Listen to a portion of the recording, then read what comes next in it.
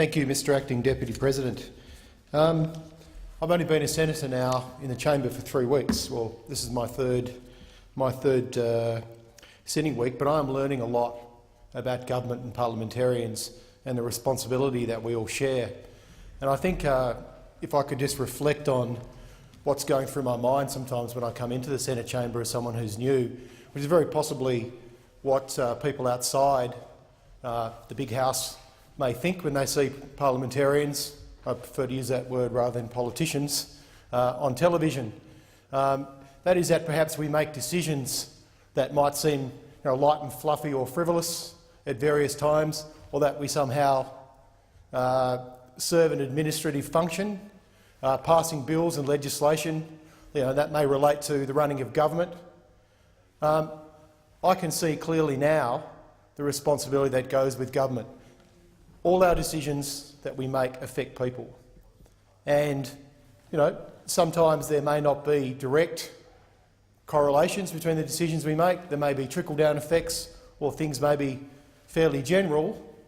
But I think this debate on refugees has a different human dimension.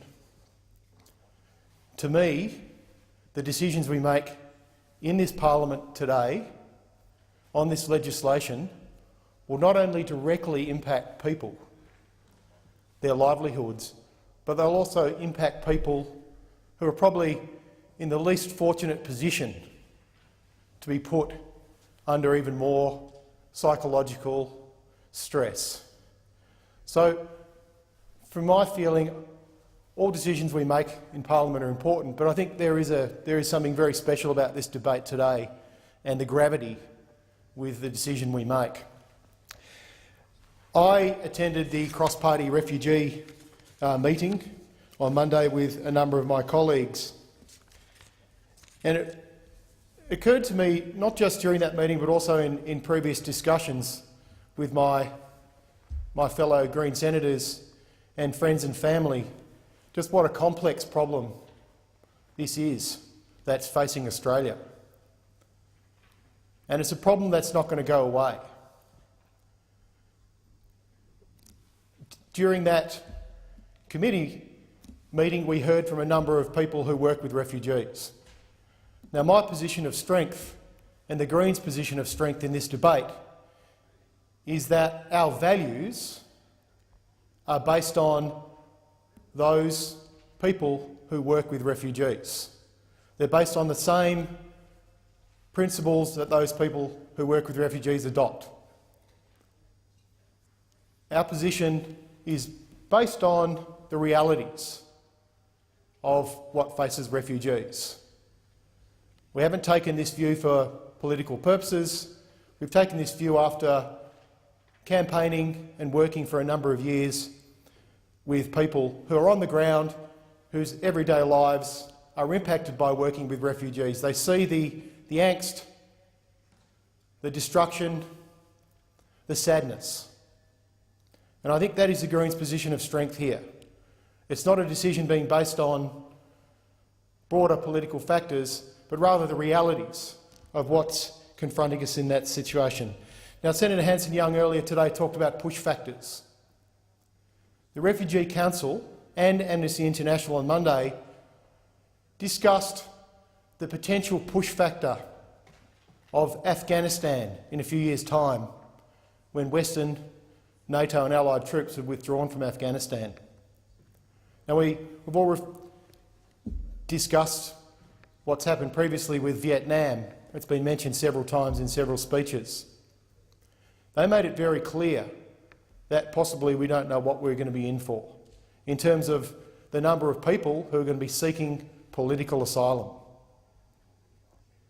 My question is, not only is this a mistake from the point of view that we're picking on the most unfortunate people in the world when we're in such a fortunate situation, my question is the solution we're putting in place today, the bill that will be tabled here, is it practical? Is it going to work? Now, just quickly having a look at the numbers. It was mentioned earlier by a coalition senator, and I apologise I haven't learned everybody's names yet, that we've seen 22,000 people arrive since 2007. Last year alone, we saw 7,983. Now, to the best information that I can collect, Nauru can currently house 1,500 people. At peak capacity, potentially 3,000 people. PNG at Manus Island, 600 people at capacity. If we're having nearly 8,000 people arrive in the last 12 months, and that's a reflection of a future year, hopefully we won't. None of us want to see refugees getting on boats taking dangerous journeys. That's something we all share in common. If we're wrong on this, and the numbers keep coming, the simple arithmetic says that both these places to house refugees will be quickly filled. Now, the answer I got back from people I've spoken to is that this deterrent will work and they will stop coming. No matter what your ideological view is on this, the realities of the situation are a lot more complex than that. It was also mentioned on Monday about the problems developing in Sri Lanka, the ongoing issues there with the Tamils. It seems to me that a rational, logical person might question whether the boats will stop and will this solution actually be able to A, house them, B, process them. Now, the Greens have asked for an amendment to limit the time in detention, and it seems entirely reasonable in terms of managing the risks of this new legislation and what it will mean for these people's lives, that we consider putting a time limit on the time that these people will spend in detention. It's also reasonable to look at the costs associated with keeping people in detention. The establishment and operation of a regional processing capacity in Nauru, accommodating 1,500 people, so that's not at peak capacity, will cost between $1.2 billion to $1.4 billion over forward estimates. The full establishment and operation of a regional processing capacity in PNG, such as Manus Island, accommodating 600 people, would cost in the order of $900 million over forward estimates. Detaining people is expensive. I would like to see, and the Greens would like to see, more comprehensive economic work done on the cost of detention versus processing domestically, as an issue that has got very little attention. I heard Senator Di Natale speak last night, and I was in the chamber and I was moved by his speech, as I was by Senator Hanson-Young's speech today. Senator Di Natale said, "I think this is a mistake. Have we sold the Australian public," and I use that word sold, "a quick fix solution for this to go away that people will consider a silver bullet to solve this problem?" This is my concern, that we haven't managed as parliamentarians the expectations of the Australian public.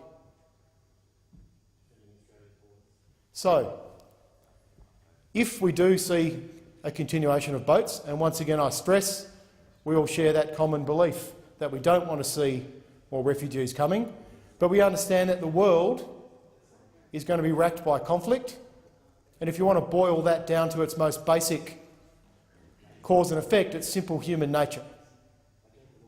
That's not going to change.